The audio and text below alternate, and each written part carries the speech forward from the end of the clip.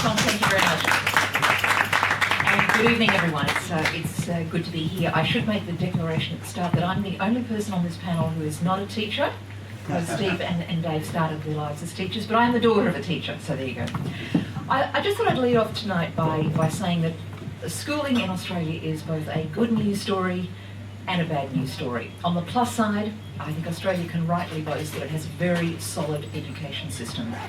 The fact that so many overseas parents actually choose Australia when they're looking around the place for a really good secondary schooling for their children, I think that speaks to a great deal of confidence in our schools. And of course, across the country, we've got not just great schools, but outstanding schools. And I know Dave has been in them, Steve has been in them as he's done the review of funding here in Victoria, and I have documented them.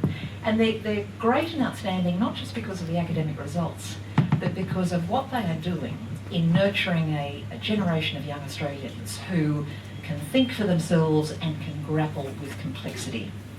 Now, that's the good news. The bad news is that we've developed a very fragmented and socially segregated system, one of the most segregated systems in the world. Now, that was a key finding of David Gonski's review. That's absolutely at the centre of it. And it drove the conclusion, and that is the need for sector-blind, needs-based funding. Now, we're going to talk about that tonight, where we're at, what the major parties are saying about that going into the election, specifically about the Victorian response, and most important, how we invest wisely. This is something that we've been talking about this week at the Melbourne Graduate School of Education. So Steve, I'm going to ask you to lead off with our discussion.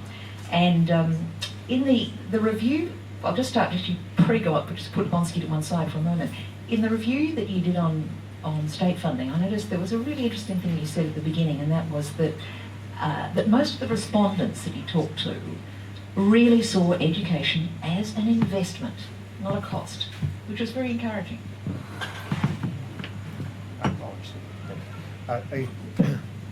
Yes, thank you. Yes, well, thank you, Maxine, and also thank you to Open Labor for having this forum today, to Tom Bentley, to James Button, and to the other people in Open Labor. I think it's great that it's happening now, because there's probably never been in Australia's history such a stark difference between the parties on education and the very question that Maxine has raised on education as an investment.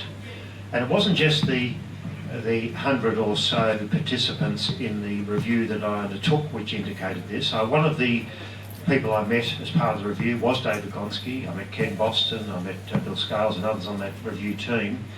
And it was, in his view, and he was quite right, one of the key tenets really of the thrust of the Gonski review was to see education as an investment, not an expense. It's an investment in the productivity of the nation, in the productivity capacity of the nation, in providing an opportunity for people to succeed and to get a greater participation in the workforce more broadly over time.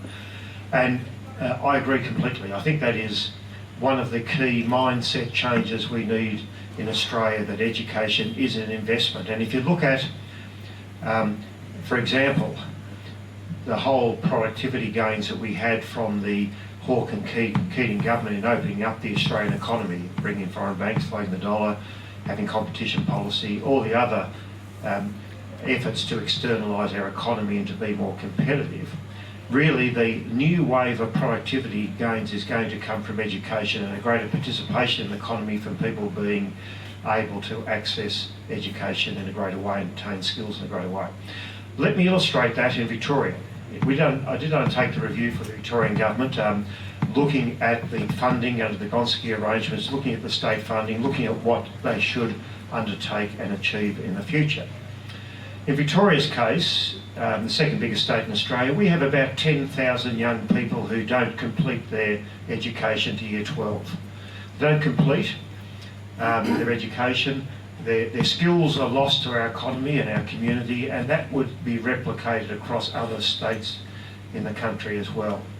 We have as you mentioned, we have an interest-based education system. That is, if you look at the Commonwealth funding, their funding is really based on sectional interest, not on common goals and not on funding properly and appropriately in a sector-blind way where the greatest need is, which is really the sort of tenets of the Gonski Review and some of the tenets that we undertook.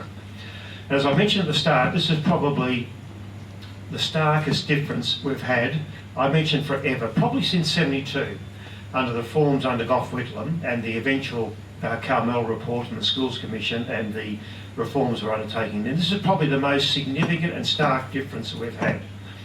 In Victoria's case, it translates in the commitments of both the Coalition and Labor at this election to something like, in the out years of 2018 and 19, which is always seen under the Gonski reforms as the significant uplift, the significant effort on which you'll see greater outcomes in education, retaining more people in education to year 12 or equivalent and completing their education, better skills attainment, better equity as a result of that. Always it was seen that that was going to be the key issue, what was happening to 18-19. In the meantime, it was a progression towards it. The Coalition have rejected the funding in 18-19, as Maxine and the others here would know. That amounts in Victoria to a difference of something like $940 million, which would otherwise go to the school system here in Victoria. Now, when you think of it this way, the whole of the Commonwealth contribution in Victoria is about $2 billion to all schools. Non-government and government schools is about $2 billion. What they're not committing to is $940 million. So about a 50% reduction in funding to schools. Now that amounts to, and I can't believe we're not campaigning on this in the election, we should be, that amounts to something like a 10 to 15% reduction in school funding in those 2 years in 18-19 for every school in Victoria. That would be replicated in every school around the country. In some schools of greater need, there would be a skewing to have that funding. As you would know, Dave, that would mean something like 20-30% cuts to some schools, and you might go to that and how that operates. This is a significant difference. There has been this debate around the country, and you hear this mentioned by the Coalition, but we've put all this money in, we haven't seen the output for it, we haven't seen the outcome, we haven't seen a significant difference in educational outcome, in retention, in completion, in the education system. But it was never designed to have that achieved at this stage of the funding cycle. It was always to be the significant effort which would be an uplift in the 18-19 period, and that is what the difference would be, and that's what we should see through as part of this. Can I just clarify what you said? When you say that would mean a 50% reduction, is that a 50% reduction in the extra allocation on top of the normal allocation? Yes, it is. Is that right? Yes, right. it is. Okay. Right. Yes, it is. That's right.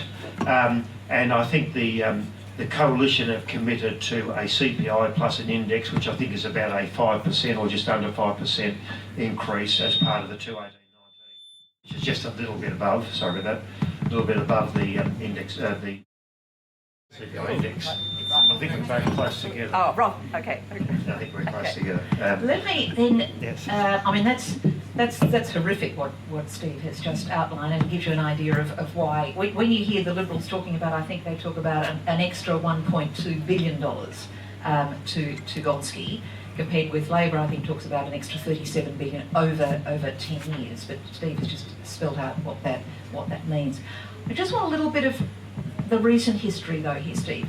As you know, in New South Wales, we had the agreements that were locked in at the end of the Labor government in 2013.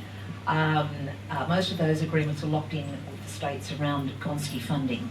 I certainly know in New South Wales they ran with that, and they were developing their own formula, very, very close to Gonski, and of course with a lot of consultation with Ken Boston and people like that. And it's actually, they have seen the allocations going into the needier schools to the point where they've actually taken some money, small amounts, up to $50,000, off some schools that they deem to be over-resourced on their allocation. I just wanted you to talk, because you know far more about, you're steeped in what's happened in Victoria, but it strikes me that you had the Liberal government coming in here, and their they almost ran dead on education. So when things changed and Labor came back in again, they had to restart that, and we've now got the education state. It seems to me there are also problems in the department. At the same time, you had a department that was really in crisis, and we know that because of what's happened with IBAC. So has Victoria suffered, if you like, at multiple levels and not been able to really run with that first tranche of Gonski? Well, you're right. The key issue of Victoria was that Victoria was almost, you've got to remember what happened at this time when the funding agreements were being struck between the Commonwealth and the states. Victoria was about the last to go in and probably got about the worst deal. New South Wales was one of the first to go in and probably got about the best deal. Not only that, that was one of the layers. The second layer was that as the current government discovered when they came to office, the compensatory contribution which was required by the state government to the Gonski funding under the federal government was not applied as it was supposed to be applied under the agreement. Now, the out for the Liberal government here in the state is, well, we never actually signed the agreement, is what they said. We never actually finally signed this agreement. So therefore it wasn't binding, and therefore it didn't apply. Well, that's probably technically true, but there was an agreement. The fact that it wasn't technically signed is immaterial from that point of view. And therefore the money that was coming in was, the money they were supposed to apply was applied to other areas of their budget, and that was an issue. And so schools were saying, not unreasonably, that they could not see what was happening under Gonski. They looked like they were going back, not forward. Well, it was true, because the allocation wasn't coming forward in Victoria. There wasn't any agreed on amount that Victoria said they would do, which was coming through into the school system. And so therefore, I think once the Andrews government came in, they had to have a significant top-up, which they did over 2 years, and finally you're seeing that you're seeing a real impact on school budgets under the SRP, under the formula for funding schools, and that has occurred. There's one other matter I want to raise too as well, Maxine, and apart from this issue, and I think you've seen some commentary about this, one of our findings was also that yes, it should be sector blind, it should be based on the basis of need with common goals, and the funding should have the significant uplift in 2018-19. But if it is based on the basis of need, whilst having schools individually determine how best that can be applied, and that autonomy in schools is very important for that to occur, and how it's applied. It's important to note that of the total contribution in Victoria and most states in Australia, a greater proportion of the Commonwealth funding is going into non-government schools and is into government schools. So inherently, there is an inbuilt disadvantage in the current federal model, which will be perpetuated because of their decision not to apply an increase in the Gonski funding in 15 and 16. So continuing will be a greater amount of the Commonwealth money going into the non-government schools than it is in government schools. The majority of need is in government schools. The majority of students not completing or completing their education is in government schools, and yet the majority of money from the federal government is going into the non-government sector. And that is going to perpetuate significantly inequality, significant disadvantage, and is not going to achieve what we ever hoped for in terms of educational goals. So why aren't we hearing more about that? Okay. Well, I think we should, and I'm hoping in the last week or two, I think the opposition was going to concentrate on Medicare and education in the last 2 weeks. I'm hoping we will, because I would think it would be a simple device to translate this down to every school in the country, and it would be quite powerful to do that, I would have thought. I wrote a piece yesterday for Crikey, and I made the point. I was just stunned to see just how easily Turnbull, fell over on the question of Medicare. He has ruled out all change, and all the rest of it. He folded like that. So I wrote a piece saying, well, come on, Bill, wedge Turnbull on an issue that matters. Let's see him fold on schools funding.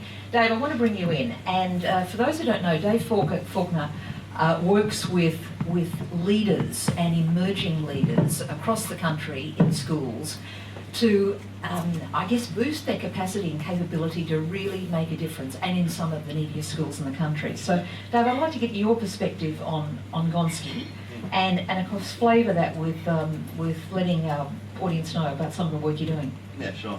So, I think for me, it's a no-brainer. Needs-based sector-blind funding is not even a question of whether it should happen.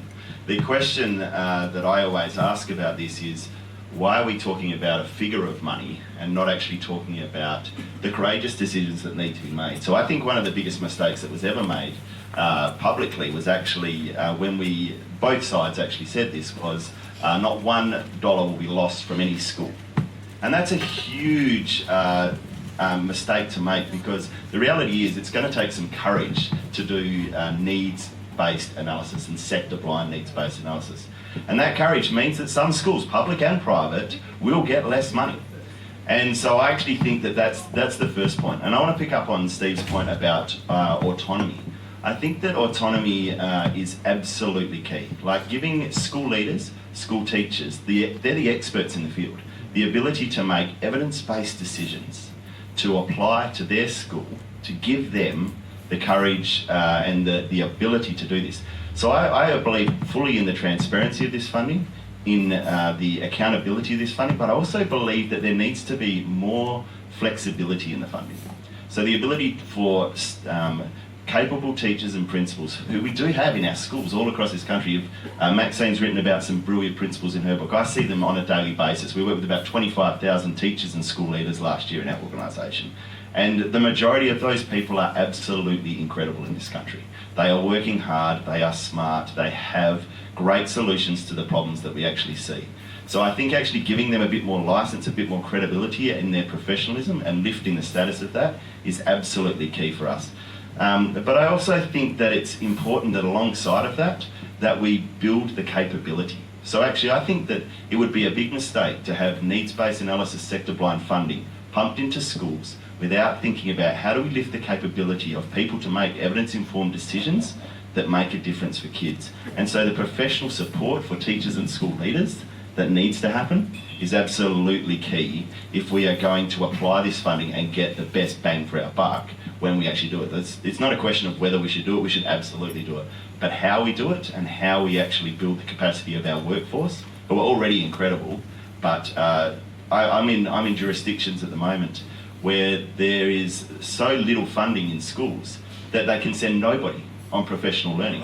Now imagine if I send you to a doctor. I send you to a doctor and I say, look, he's going to do surgery on you, but he hasn't had the opportunity for the last 10 years to update his surgical skills. Would you go and get his surgery done from him? No, probably not.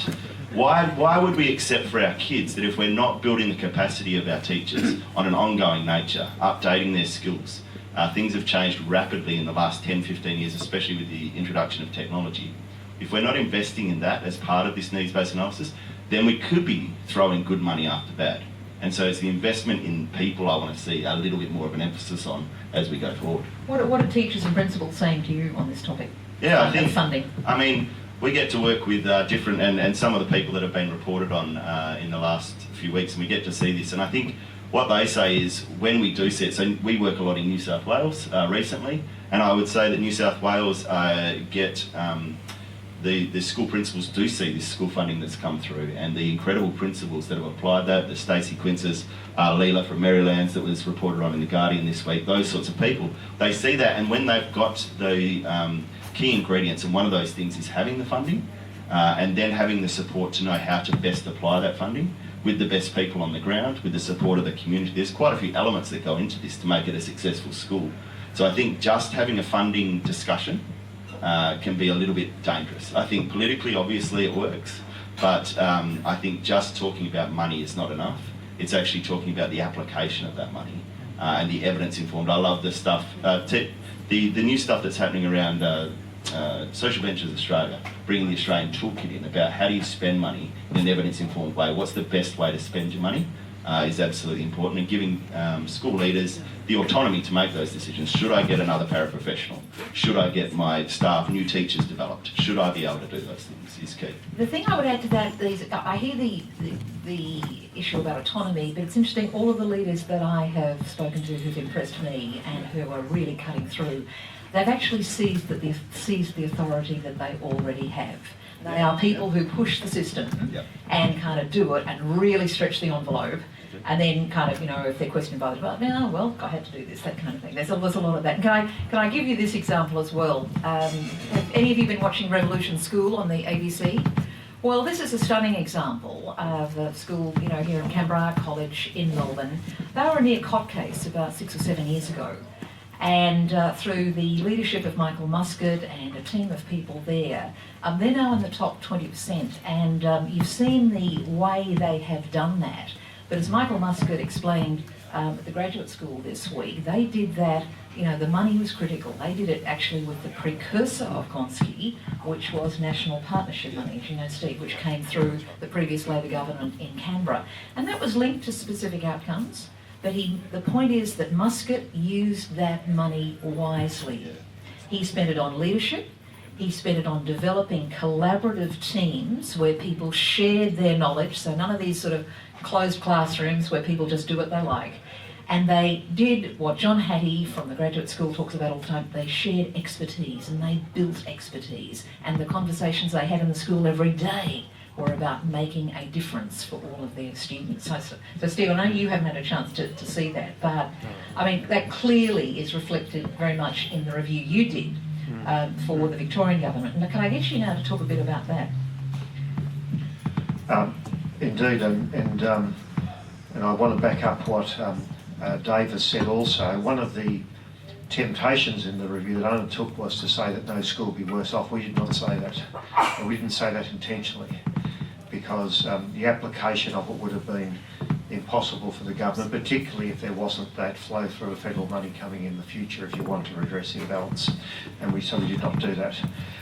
But you're right, the best examples are flexibility at the school level to bring about innovation and change, to look at more individual tuition, more withdrawal classes and a whole range of activities.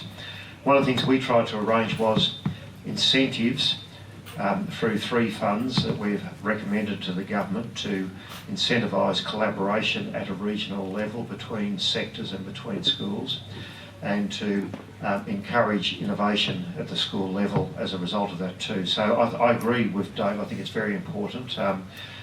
The granular nature of funding is not just simply the amount of money going into a school under their budget, but how they apply it and what they do, and really I think that's what we try to arrange as part of the recommendations as well, Dave. So Steve, can you bring us up to date on your review? What's happened to that? Because I don't think there's been a formal response yet from the government. No, well, a couple of months ago I delivered it to the, well actually I delivered it at the end of last year, but the government responded to it a couple of months ago. I dropped it on a Sunday afternoon, I noticed. And they are indicating that in the second half of the year they will, as part of their budget, decide on what recommendations they're going to accept. I think they're largely going to accept the most of the recommendations. What they're waiting on is to see what is going to happen at the election of the federal government, I think. And can I just take you, Tom, and what I picked up from your report is, again, seems to me it's not a million miles from Gonski. You talked about a new school funding allocation that is a base payment with loadings for disadvantage, and you further said we need a robust measure of what constitutes disadvantage. Just want to sort of talk a little bit about that. We didn't recommend any change to the base. There will be further discussion on that in Victoria on how that operates. But we did recommend a further examination of how needs-based funding criteria is developed. At the moment, there's an attestation that is that's on the parent occupation and a range of issues, and so we looked at a refinement of that because that needs to be tested. Most rightly or wrongly, most parents would attest that they, if they're a labourer, they might be a self-employed tradesperson, and so it actually distorts the sort of criteria in the funding base. So we recommended that. We looked at Indigenous criteria, and we looked at regionality as well as part of that too. So we did recommend some changes there. Right. Okay. Dave, can I come to you? I suppose this is the argument that I think has to be addressed. And that is this question of what the huge investment, whether we could argue about the size of the allocation, but there has been substantial extra investment in education over a decade or more at the Commonwealth level and the state level. Those on the right will argue it's not given us much, therefore we shouldn't worry about it. Now, it seems to me we can't run away from that argument. Could you just tackle that one for me?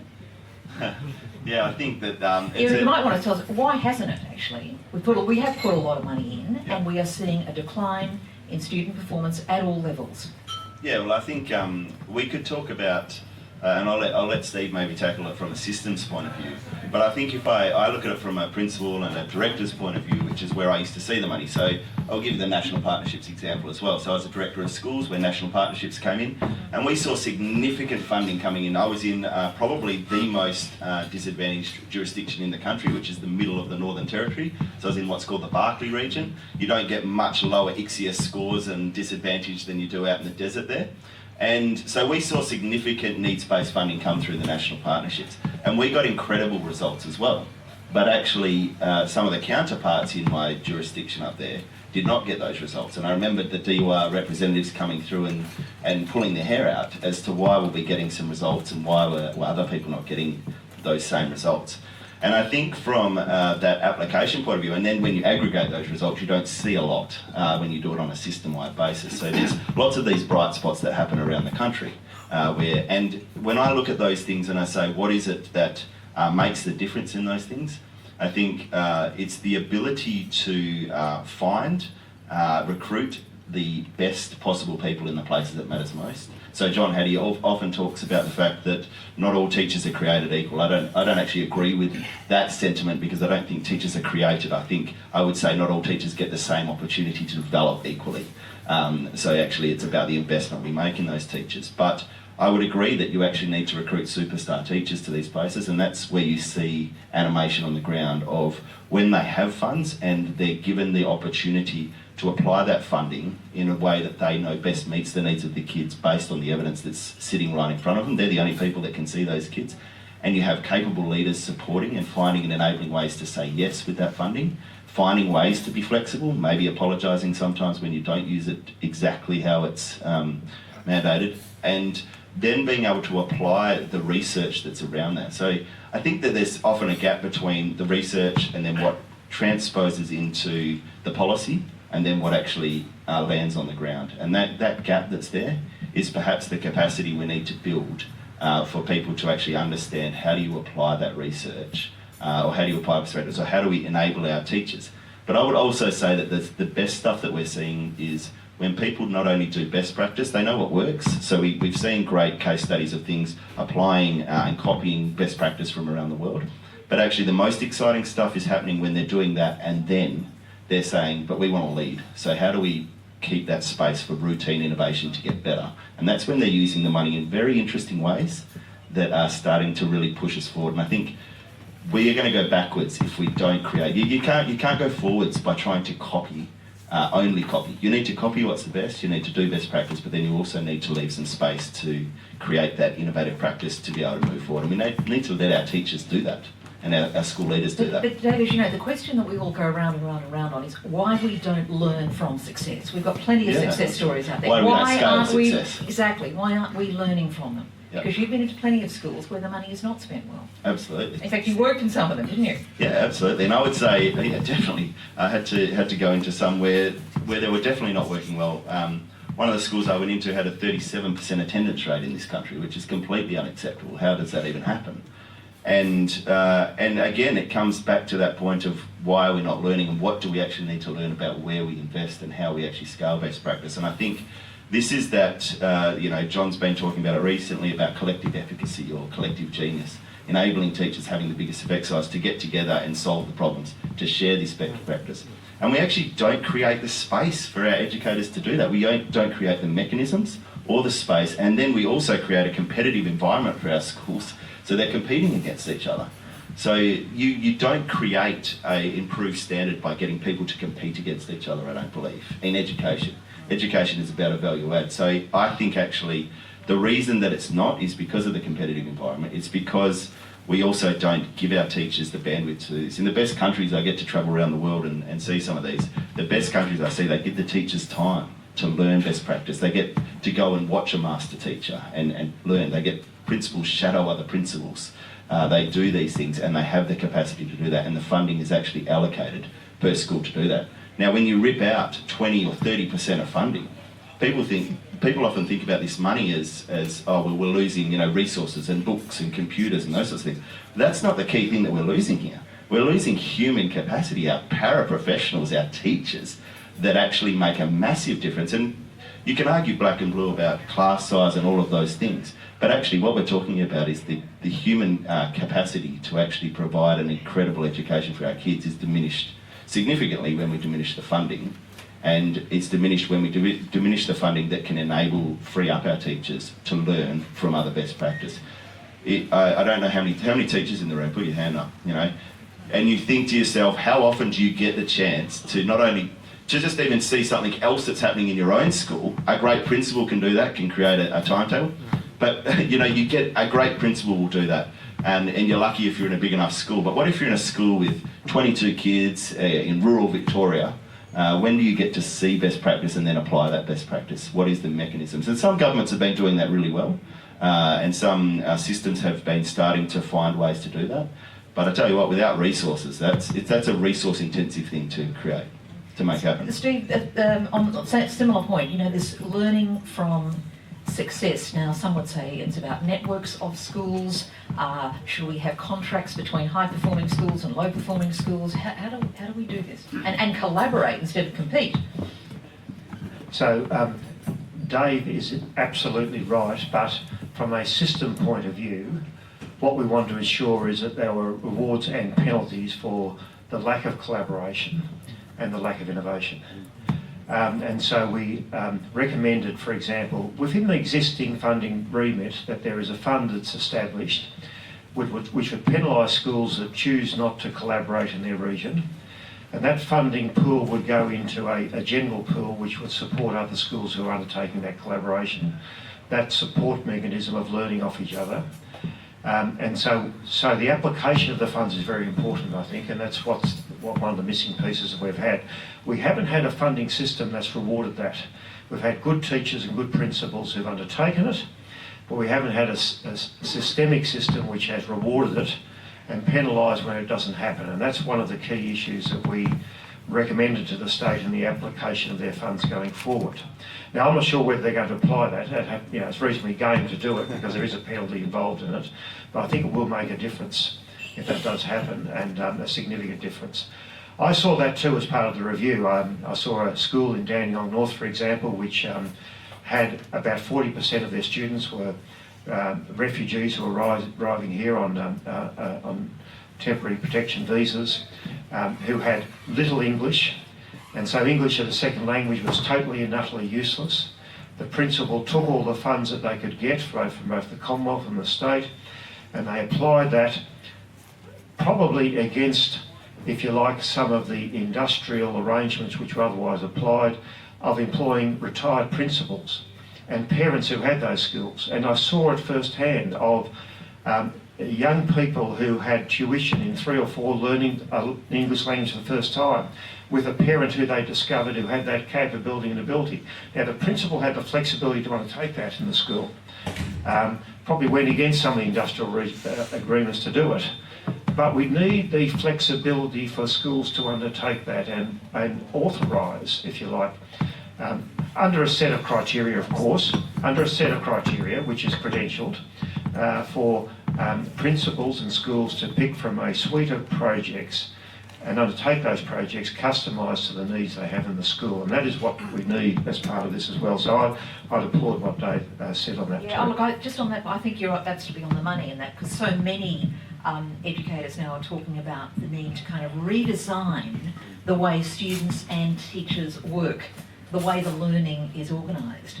And that means drawing on the expertise of many in the community. Now, let me put to you something that Barry McGaw brought up the other night at Melbourne, and that is that actually he argues, in terms of when we're talking about how much we invest, best bang for buck, all the rest of it, he says we are training too many teachers, certainly too many primary teachers. That's evident particularly in New South Wales. He's arguing for fewer teachers, fewer academies, that is fewer faculties of education, and the use of more para-professionals and other skilled professionals. Dave? Yeah, I love this one. So this is... How do we get there industrially? Yeah, well, industrially, I mean, I think I got some stats on this because I also heard the same thing. And we are currently training about 7,200 teachers in Victoria per year that come out, and we employ 2,500. right? So we employ about a third of those teachers that come out. And the opposite in Finland, you have about 3,000 applications for 150 positions per year that go through the university system. So you're talking about a completely different way of doing things. And I think it is time to actually say it is no longer acceptable that everybody does education. We don't have everybody doing medicine, everybody doing this, and we actually need to say, look at the universities that are providing a great quality clinical type approach to an education degree and actually start to measure these. And I know that I always seem to annoy the university staff, so apologies if you're in here. But the reality is that there are some education degrees that are being done that are not up to scratch. And you do not want people coming out teaching your kids with those degrees. And I think that needs to be addressed, and that's how we limit it, is that we limit the faculties and the universities that can provide a pre-service teacher education, bachelor's degree or otherwise, and we ensure that that number is reduced. But the problem is here is that it is a business. The university is a business that actually has money coming in from these places, and that is very disruptive to the university sector in this country. And no one wants to have the discussion because it's very, very hard to have that discussion politically, just like it's hard to have the discussion of moving $1 from a school that's getting too much money when they don't need it. Steve, could you ever see the Commonwealth moving on that area? To say to some universities, right, you are not doing education, we're not going to fund places at that university because we are not satisfied, and we could measure all of this now, we're not satisfied with the quality of the graduates you've got going into schools. Probably couldn't see the Commonwealth doing that, but if you wanted an ideal world, and I think we discussed this as part of the review, the ideal would be that there is a clearer delineation on what Commonwealth and state do in relation to education provision. And one of the ideals that we sought but we couldn't achieve pragmatically, I don't think we'll ever be able to achieve it, would be that the Commonwealth bulk fund a state and they let the state get on and do it. And that would be the ideal. The state is in a much better position to plan the workforce, to look at training and what happens in universities, to look at how you fund schools on the basis of need. We're in a much better position to do it. If the Commonwealth wants to continue funding private schools, well, they can probably do that as well, but that would be the ideal. At the moment, we have a hybrid model. We have 2 levels of government and 3 funding models, and it is sectionally based, and it is inequitable, and it doesn't work to the advantage of bringing up educational standards overall in this country. Let me also go to another point, which is how this inequity is reinforced even further. As you know, in Victoria, you can at a school raise money. You've seen it all happening.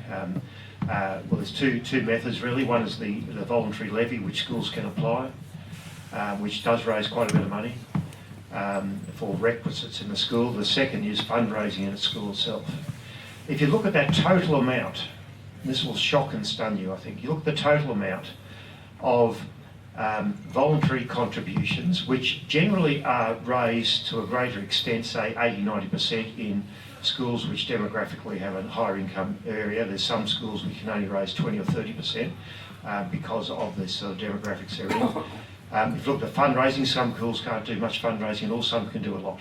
If you look at that total fundraising ability of schools around the state, it is greater than the whole needs-based funding that the state has. It's greater than the whole needs-based funding the state has. So not only do we have a hybrid model of funding, we've got reinforced inequity in the funding that occurs across the state on the capacity to raise your own money. Now, it's a very hard one to tackle.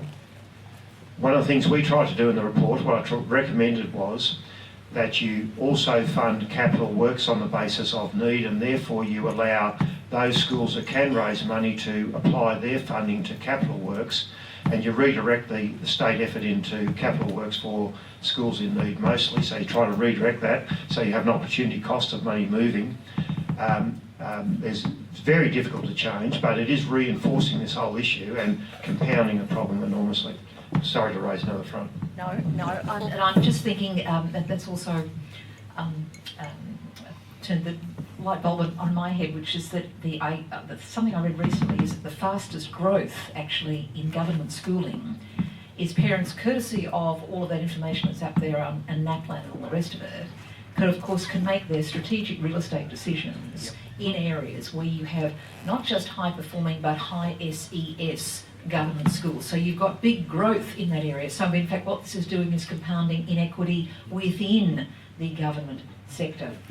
And then I'm going to come to our audience very soon. Steve, there's one other thing, this is of course the state of rural Victoria. One of the more compelling discussions I was part of recently just highlighted, and this was true for both Catholic and government schools outside of the Melbourne metro area, the real issues there of low ambition, to the point where teachers and leaders were saying, a generation ago, you would have, kids being pushed to go to a Melbourne university, Monash or Melbourne or whatever, and increase it, whether it's cost or whatever. You've got a real reluctance now, even from kids who are achieving, to actually get out and go to, if you like, a Melbourne university, and other indicators that people are really worried about. Steve, just a comment on this? There is a different educational outcome between country schools and city schools. I can't actually remember what it is now, but it is a significant gap and difference. There is a greater number of students that drop out in the middle years, a lesser completion rate to year 12 or equivalent. We need to get more resources to country schools, but we also need better sharing. We are wasting a lot of our money by duplication in regions and country areas. One of the things we recommended was sharing of resources, sharing of the curriculum, even between the sectors. If you can't offer, for example, a VCE course, Mark's smiling because he's probably recommended this 100 years ago, you can't offer a particular VCE subject in year 11 or 12, but the Catholic school or another school might. Why aren't we sharing that opportunity and funding that shared opportunity between the state and other sectors? That's number one. Two, why do we need a business manager in a small primary school when we could be sharing that amongst 3 or 4 schools and therefore maximising the funding for the curriculum otherwise across those schools? These are some of the things that I think can help enormously within the funding remit currently, but also I think we need to redirect some funds. I'm not sure, Dave, you have some comments? I'll just quickly, I think there is definitely great examples of that already happening, and that's where we copy those things. You see, when I was principal in Halls Creek, we had a pool of business managers, and they all sat in Broome, and we all had bits of that manager. It all got pulled to that person. They were a highly experienced person, and they were managing the budgets of 5 different schools rather than us having one for every school that we actually needed. So we were able to utilise that money that we saved on other paraprofessionals in the classroom. So being able to do that and being able to copy some of those things, and that comes back to that flexibility again. Saying it's okay that you're not got a 0.85 business manager because you can do it with 0.6 because you've got a really experienced person off-site or whatever it is. So you can utilise that money to get another teacher or whatever it is that you can utilise that money for in regards to human capital more than resources. Yeah. And as you know, and you've documented, the high progress schools are ones that are partnering with a lot of people. They're partnering with the university, other schools. One of the things that Michael Muscat did, he had students who were interested in advanced maths. He hooked up with Gus Nossel School, very different social cohort, and they have a very interesting exchange now. Smart thing to do. Okay, questions. I know we've got teachers here. Yeah. And yes. There you go. Yep. I've been a teacher in the state system for 8 years in the inner west and inner north, and my question, maybe start with Dave, goes to teacher retention. I started with 7 teachers. Yep. There's only 2 left. 2 of my good friends left last year. I've been on panels in inner city state schools, 120 people going for one job. Yep. They're published authors, they are great mentors, coaches, incredible. I wouldn't get a job now, basically. Yeah. And the issue is they're leaving, many going to getting jobs in other sectors, going to higher education. And I speak to them. Many of them are actually branch leaders of the union. And with performance development reviews, we see the benefit in those reviews. We love working collaboratively, even open classrooms, people coming in, giving feedback. We really enjoy that. But we've got an issue, it's kind of the elephant in the room at the top. There's not many in schools. I've worked in 2 schools, but 3 or 4 teachers who close classrooms, don't do performance development reviews. And the people that have left have said, we want consistency, we want professionalism. I'm working hard, I'm taking the debating, I'm doing my performance development review, I'm working 70 hours a week, and there's someone up there on the top pay scale earning 30 grand more than me doing nothing. Now, I'm a Labor member, I'm a union member, but that is the elephant in the room. Yep. And what can we do about it? And also to Maxine and Steve, great panel by the way. What can we do about it? And maybe where could the funds be directed for less time maybe in classrooms, like the Finnish model, and more time doing professional development and keeping amazingly talented people in the classroom who are fleeing the classroom day by day. Can I just clarify, of those who've left, and the major reasons are what you just outlined before, that they feel the load is really quite uneven? The load's uneven, Yeah. and the accountability and it's not right. professionalism. Yeah. Dave and then Steve. Yeah, so I think, look, that's a raft of things that you could go out there, but I've been in places where it's very hard to retain teachers and keep them 7 months average turnover of an entire system. And I see this happen as well, where people come in and it's actually quite unfair that the load actually also falls on the more talented, or the people working the hardest. And I would actually say that I could give you a whole raft, we could have a long conversation, but if I had to pick one thing, I would actually say that what I would do here is give our school leaders the training in how to have hard conversations. Yeah. I think that people always say to me, what's the difference between a good and a great leader? And I say it's the ability to have a hard conversation. And I think actually we sacrifice sometimes the education of our kids for the sake of harmony between adults. Yeah. And I think that's unacceptable. Look, just a quick one. I think it's absolutely front and centre, and there is an issue, and I agree we need to be frank about this. I saw it in a provincial centre, for example, where in a school which was on 3 campuses was largely just losing numbers enormously because it had to retain a significant number of teachers in excess who reside in that provincial area and weren't going to move anywhere. And yet the workload was taken by those teachers who were still active, and it was totally unfair and totally difficult and very demoralising, and you could see numbers dropping and dropping. One of the things I think we need to do is to take stock and have a significant input into where that's happening and provide support for those schools in those areas where it's happening. Interventions, if you like. And those interventions can be a mix of looking at placing those teachers elsewhere, or funding support for in-service development for others. But we need to make those interventions. There's a bit of restructuring required at times. Sometimes it might mean changing a school's location or its campus. And some of that, and a fresh start, some of that might be required. And so I think that we need to be able to intervene. One of the other things I've recommended in here is coming with extra funding comes responsibility and accountability. And I think every school in the state should have an annual report and an annual audit. And I think we've recommended that as well. So there needs to be accountability in the community for what is happening, and much more public exposure of what's happening to the funding and support that's going to that school and how it's being applied. And that will also expose some of this as well. Having that discipline, I think, is part of it. But I agree completely, and I know exactly what you're doing. I'll just give a brief response. I wrote about a principal who was in a very, very, very tough area, but he'd been on a change journey in the school, was cracking through. He had the sort of support of the department. Young bloke, he got the trust of a lot of the Indigenous families in this area, and there was a lot of hostility between the Indigenous and other families. But he was a pass the parcel teacher, he said to himself, this stops here. It took him 2 years of documenting absenteeism, sheer kind of,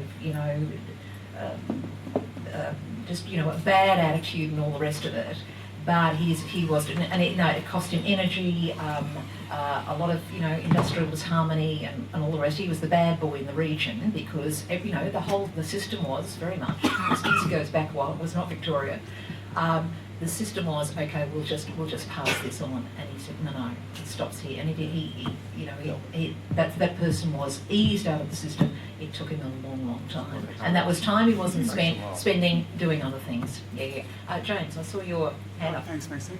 I'd just like to ask the panel about the last 2 years of the Gonski funding. It's a key difference between Labor and the Coalition. A lot of money, and if I'm right, it's the 2 years when the most money will go to disadvantaged schools. Can you explain for the audience how that money will be, how Labor, as Labor said how it would spend, either in the previous government or under Bill Shorten, has it said how it will spend that money? How is it different from what the Coalition is proposing, specifically on disadvantaged schools? And are there accountability mechanisms in place to ensure that if Labor's elected, that money will be well spent, and at the school level, what will it do? What difference? No, look, that's an excellent question. I actually think they've been very, very light on in detail. Maybe there is something I've missed. Could I just take it one little bit of history here, and this is terribly important. When David Gonski presented his review to then Prime Minister Julia Gillard, there are a couple of really important system structural things that got flicked straight away.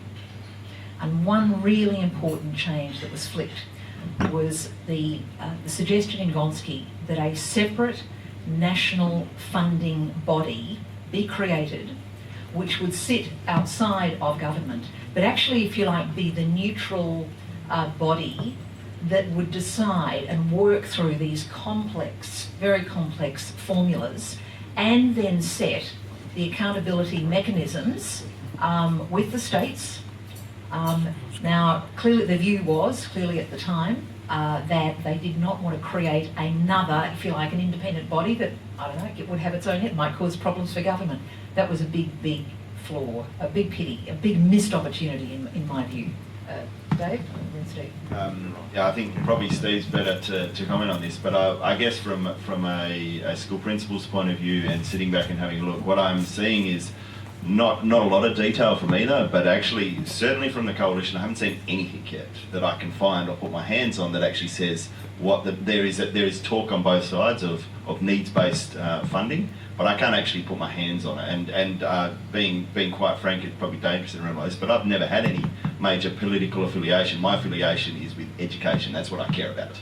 I deeply am passionate about education, and so it does concern me from both sides, but it concerns me more, to be honest, from a Coalition side, that I'm not seeing any commitment of what that is going to look like. And it is so important because the last 2 years really does ramp up that support, because we know change is a process, not an event. And this is why the funding was a long-term funding, and it was an increase. It was meant to increase like this if you read it quite carefully. And the last 2 years, it's not like taking the last 2 years of funding and that's all that's missing here. Like this rhetoric around we've done 4 and it's 2. We're talking about taking out at least, in my estimations, 50 to 75% of the possible impact if it's not funded correctly. And one of the things we have to look at is how do we ensure that we don't go backwards, and that application of that translates from what Gonski has actually written about the needs-based analysis, and it's translated and applied on the ground in the way that it actually looks. And I think both parties have a lot of responsibility in that, the agreements with states to actually make sure that funding is applied on a needs-based analysis and not bastardised when it comes to that. So the only bit I'd add is that I'd be a bit harsher on the Coalition in that they will, not just because of my political bias, but they will perpetuate the significant inequity that currently exists by not committing to 218, 219. That is, they will be putting a greater amount of their efforts into areas of less need. They won't be funding on the basis of need. So that will be happening. if the coalition gets away with a 5% increase in 18-19, which is just above CPI. The key question for Labor is not only to apply the money, but as Maxine said, to apply it effectively. Now they're required and obliged to do that as part of the Gonski arrangements in 18-19 on the basis of need, but the devil will be in the detail. That is, they will have to put a significant effort into this for this to be achieved. The places in which this can be done better, and I know I'm biased on this too, is the states. The states will be much better at this than the Commonwealth. The Commonwealth have feet of clay when it comes to these sort of issues. They have no experience. They have no skin in the game, more generally on the ground. If they mandated the states to achieve this, it would be done so much more effectively, I can guarantee you. Well, Steve, why? Just to come back to James' question though, why isn't Labor making more of this in the campaign? I'm not sure. I thought they were going to, and I think I've seen some of the posters and efforts. Gonski's been sort of pushed on that. But I think an explanation of what this means would be much more useful, and a translation of it down to each school, each region would be so much greater impact, I would have thought. I'm just hoping it's still coming, but I don't know the answer to that. Your point about the states, can I just pick up? I mean, in your world, would you actually do you need a Commonwealth Department of Education? Canadians don't have one. Would you get rid of a whole department? You get the dollars, Treasury could provide the dollars, and the states run it.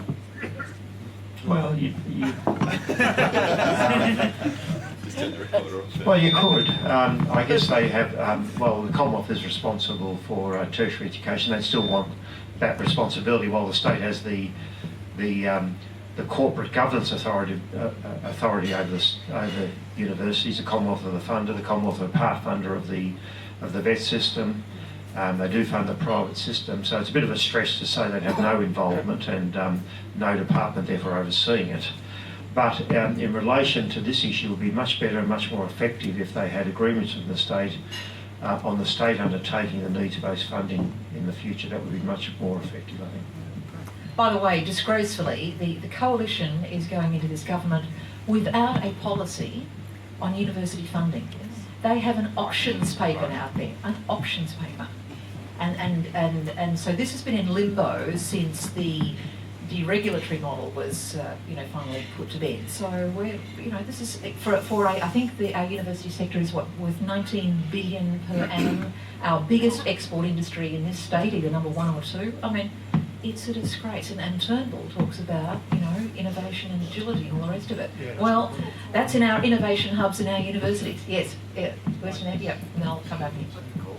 I've got 3 points I'd like you, if you could address. I teach at TAFE level, and I have a vet class which of 15, 16, 17-year-olds of diverse backgrounds, which is interesting Wednesday afternoon.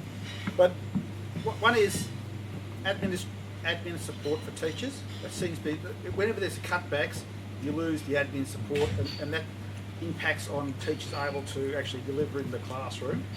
Secondly, when we talk about good teachers, and what I find is there's some classes which I engage with and do very well with, and there's other classes I do exactly the same thing and I don't engage, and it's a real challenge. So often you can be a good teacher but in the wrong spot. So moving around and getting the right teachers in with the right students is a big issue. And the third issue, which I think gets back to why I don't think education is making such a big splash in the political situation at the moment, is I don't believe that a lot of people in our community actually believe that education is the pathways to improvement that we grew up with ourselves. I think that's one of the big issues. And I said, with my vet class, I asked them what's their ambitions in their lives, and basically it was finish high school, go to schoolies and get a license, and that was their ambition for their lives. And when I pointed out, well, that gets you to 20, you've got another 50, 60, 70 years to go, what are you going to do with the rest of your time? They said, well, they're just disengaged with life, and they don't see how education actually is going to make their lives better.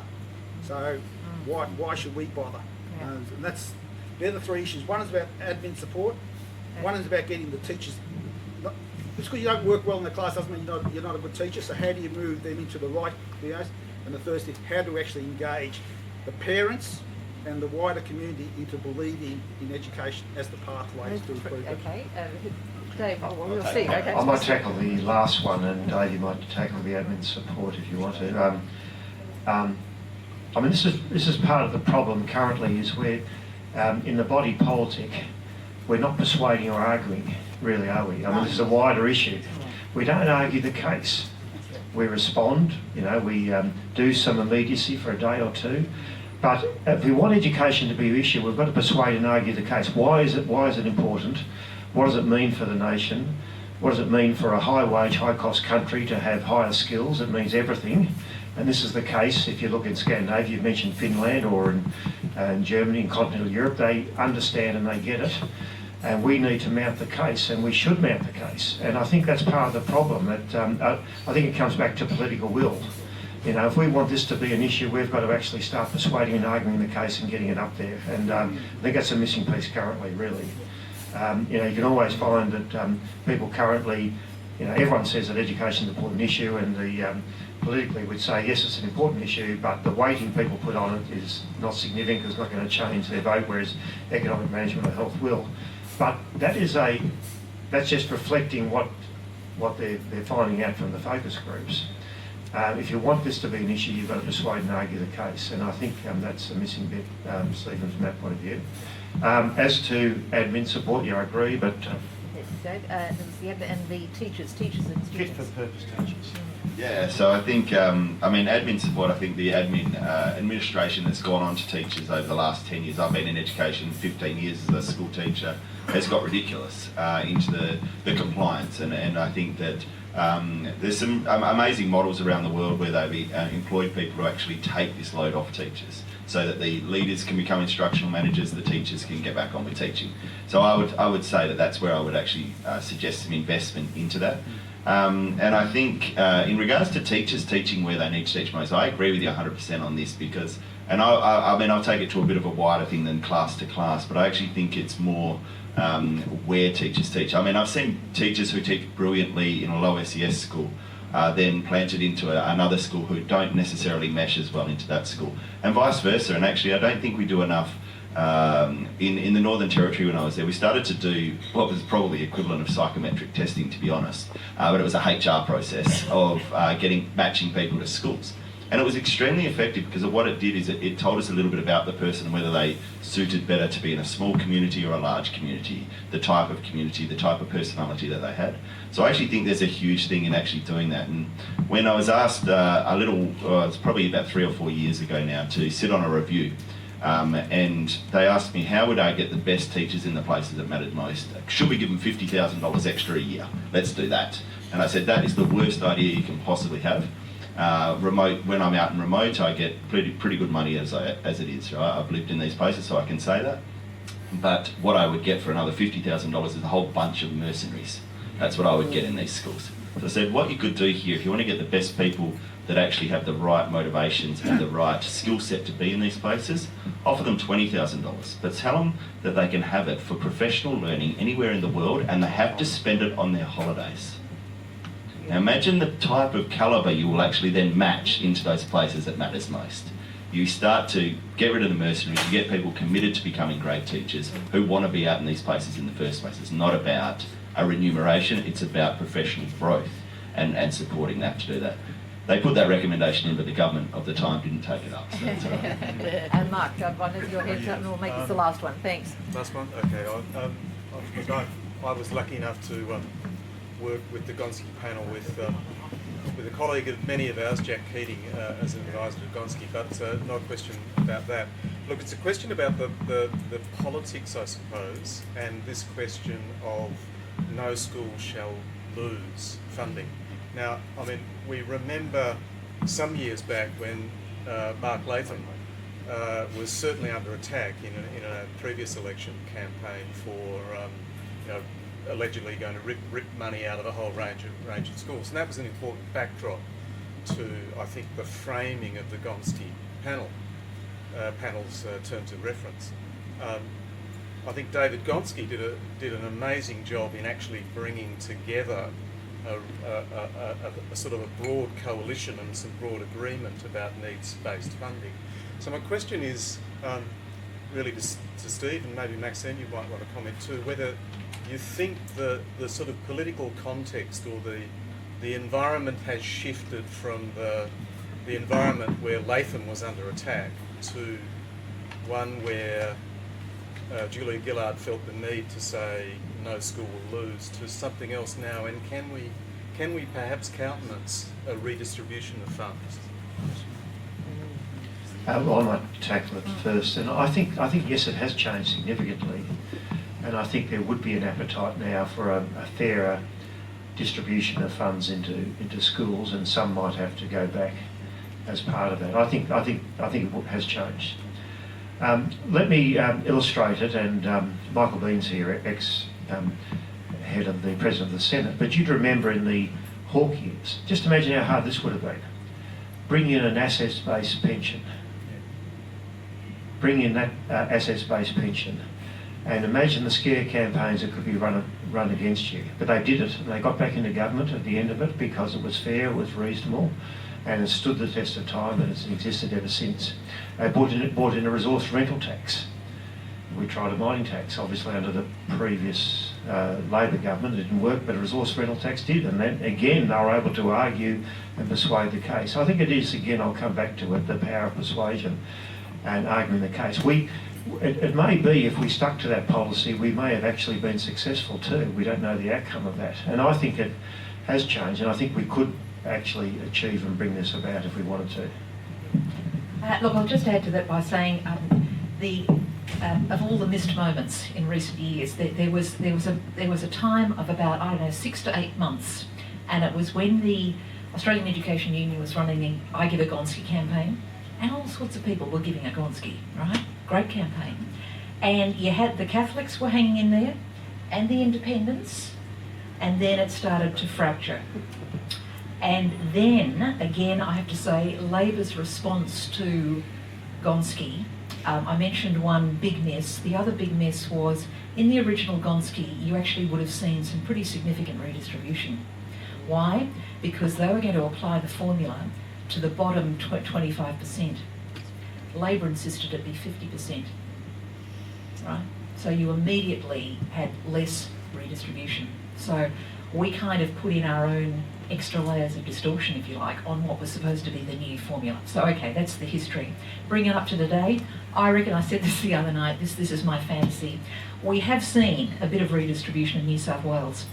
The New South Wales Education Minister is a bloke called Adrian Piccoli. He happens to be a member of the National Party. I reckon, in the same way that it took Richard Nixon, an arch-conservative, to go to China, it will take a National Party member to become Federal Education Minister, probably from one of the poorest areas in Australia, to actually finally say we're going to do redistribution. There you are, that's my fantasy. I thank you for your attendance. Please thank Dave Faulkner and Steve Bracks for their terrific contributions tonight. Thank you, Maxine. Thank you everyone for coming. Wonderful panel. Is that working? Yes. Maxine, thank you so much for chairing, Steve and Dave. It was a terrific discussion. I really appreciated the way that you both tackled the sector issues, but also drove it down to the school level. You focused on accountability. Steve, what you talked about, the need for schools to be supported when they collaborate and penalised if they're not, that was really interesting. And I think there's a question that the point you made about making the case is really relevant to Open Labor, and perhaps it's something that we can think about from here onwards after the election. I know there are people here who really care a great deal about school education. There are branches, North Melbourne branches represented here. They work very hard on school education. It might be something that we can talk about and get more involved in after the election. Can I just say it costs us to put these events on, and if you're up for a donation, $5 or $10, please donate on the way out. That will help us fund discussions like this. We've got a very busy agenda planned after the election, but in the lead up to the election, let's take the discussion we've had tonight and perhaps do our little bit for stressing what is clearly a key difference between Labor and the Coalition. And Bill Shorten's been talking a lot about Medicare, not enough about school education. Let's have Steve's optimism that he will talk more about it in the next 9 days, but let's do that. And then after the election, we've got a very busy program planned, and we hope that you'll be part of it. We're always looking for more volunteers, more people to roll up their sleeves and work with us. Come and speak with me or Matthew or Marty or Tom or Catherine about how to get more involved. So thank you all and see you soon.